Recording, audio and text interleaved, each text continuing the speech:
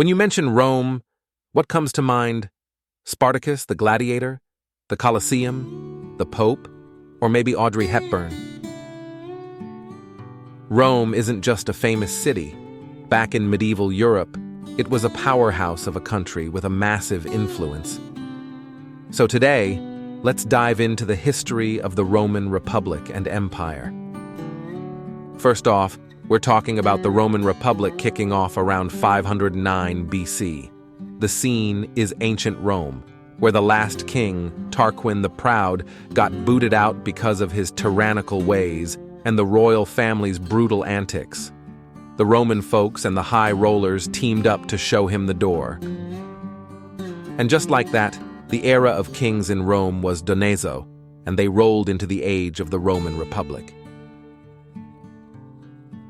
The Roman Republic was a whole different ballgame compared to the monarchy it replaced.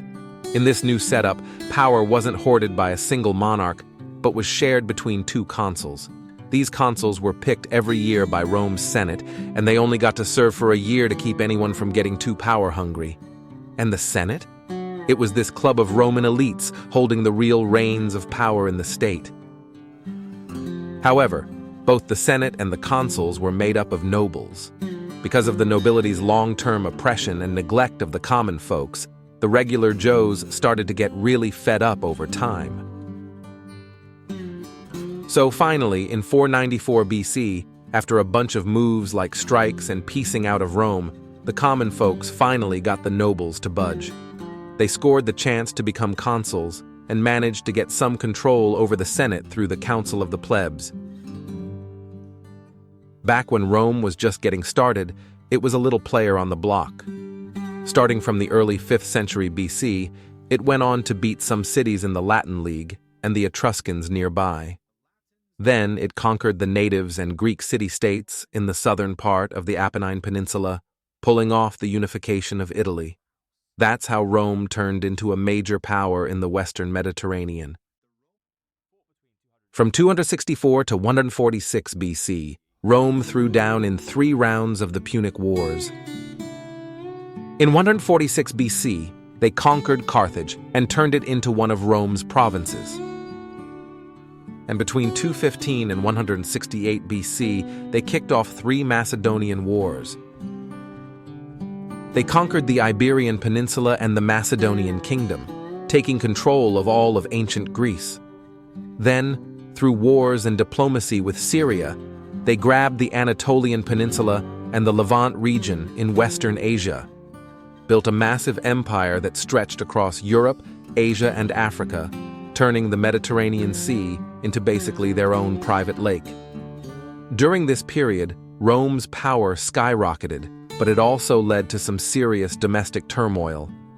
A flood of war captives turned into slaves, trade conflicts widened, and the tension between commoners and nobles got more intense. Not to mention, the nobles were duking it out in political showdowns. This boiling pot of issues led to the Sicilian slave revolts and the famous Spartacus uprising, along with some bloody internal political battles. From 133 to 31 BC was a particularly shaky period in the history of the Roman Republic. During these years, the struggles were nonstop. Bankrupt farmers versus big landlords, the powerless against those in power, and the ongoing tussles between the equestrian, knight, and senatorial factions. In 49 BC, Julius Caesar, totally ignoring the laws and the Senate's orders, marched his army into Rome, forcing the senators to ditch the city and run for the hills. After taking control of Rome, Caesar gradually knocked out his rivals, hoarded all the power, and kicked off a bunch of radical reforms. But he did all this without the Senate's approval, wrecking the republican system and really ticking off the old-school nobles. The world-conquering Caesar was assassinated by political enemies in 44 BC. In 31 BC, Caesar's adopted son, Octavian, used military force to beat his rivals. Then, in 27 BC, the Senate gave Octavian the title Augustus, setting up the Principate system. With that, the Republic was officially toast, and Rome entered the era of the Empire. Under Augustus's rule, the Roman Empire enjoyed a long period of peace and prosperity. He rolled out a bunch of reforms, including changes to the legal, military, financial, and administrative systems. He revamped the Roman military, establishing the concept of a professional standing army, and expanded the empire's borders to the Rhine and Danube rivers. He transformed Rome from a war-torn republic into a mighty and stable empire.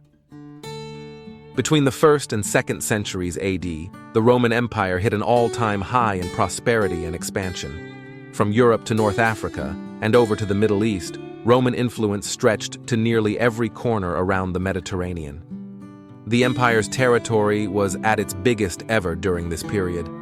In Europe, Rome's rule extended to Britain, the Germanic frontiers, and the Danube River basin.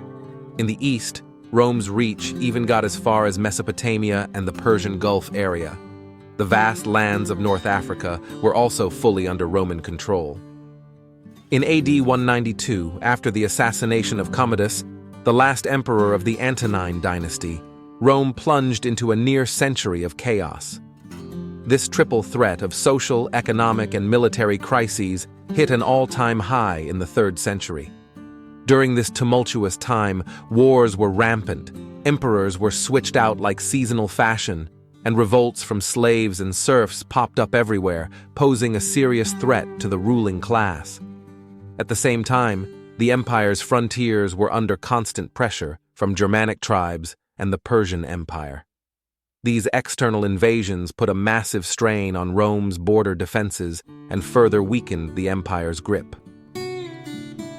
Against this backdrop full of challenges, in 285 AD, Emperor Diocletian rose to power and implemented a series of major reforms to save the teetering empire. One of the most significant changes was dividing the empire into two parts, the East and the West. This move is known as the Tetrarchy, or the Rule of Four, part of Diocletian's broader strategy to manage the empire's vast territories more effectively. These reforms did, to some extent, stabilize the empire and slowed down its eventual decline. However, these changes also set the stage for the future division into the Eastern and Western Roman empires. Following Diocletian, Emperor Constantine the Great, in 313 AD, issued the Edict of Milan, granting Christianity legal status.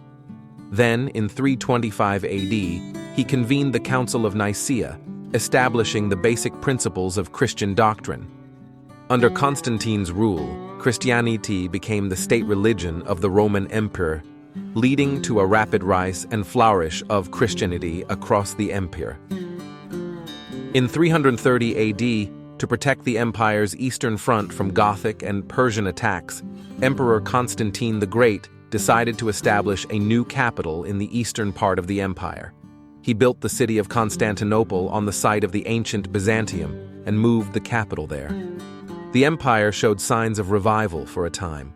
However, after Constantine's death, the empire's frontiers were continuously invaded by foreign tribes, especially under the pressure of Germanic peoples, dealing significant blows to the Roman Empire. In 395 AD, the unified empire finally split into two parts, the Eastern Roman Empire and the Western Roman Empire. From the late 4th century to the early 5th century, the Western Roman Empire gradually declined. Finally, in 476 AD, the last emperor of the Western Roman Empire, Romulus Augustulus, was deposed by the Germanic leader Odoacer. This marked the official end of the Western Roman Empire. On the flip side, the Eastern Roman Empire, or Byzantine Empire, hit its peak in the 6th century, especially during the reign of Justinian III from 527 to 565 AD. He almost managed to reconquer the territories that once belonged to the Western Roman Empire. In the 7th century, the Eastern Roman Empire faced new challenges from the southward moving Slavs, the westward advancing Persians, and the Arab Muslims. This resulted in the loss of a vast amount of territory in North Africa and the Near East. Afterward, The Eastern Roman Empire revitalized itself by completing the feudalization of its economy and military, centralizing its political system under a more absolute monarchy, and embracing Hellenization and orthodoxy in its culture. This transformation helped the empire to regain vitality, and it entered a golden age of economic and cultural prosperity in the early 11th century. However, by the late 11th century, facing invasions from the Seljuk Turks, the revitalizer Emperor Alexios I Komnenos' request for military aid from the Catholic states inadvertently laid the groundwork for the future downfall of Byzantium. The Crusades wreaked havoc on the Byzantine Empire, with the prolonged warfare and plundering by foreign enemies devastating the once stable agricultural economy. The land grabs by Western feudal knights further dismantled the central bureaucratic system that had been in place. What was even more devastating was the capture and sack of the capital, Constantinople, on April 13, 1204, by the Fourth Crusade, under the leadership of Enrico Dandolo, the Doge of Venice. It wasn't until 1261 that the city was recaptured. But even after recapturing the capital, the empire never really got back on its feet. It dwindled into an insignificant minor state in the eastern Mediterranean, limping along until May 29, 1453, when it was finally conquered by Mehmed II of the Ottoman Empire. The two other branches of the Byzantine imperial family, the Despotate of the Morea, was seized by the Ottoman Empire in 1460, and the Empire of Trebizond followed, falling on August 15, 1461. With these conquests, the Eastern Roman Empire and its remaining successor states were completely extinguished. And I've been feeling blue, you're the one that I need.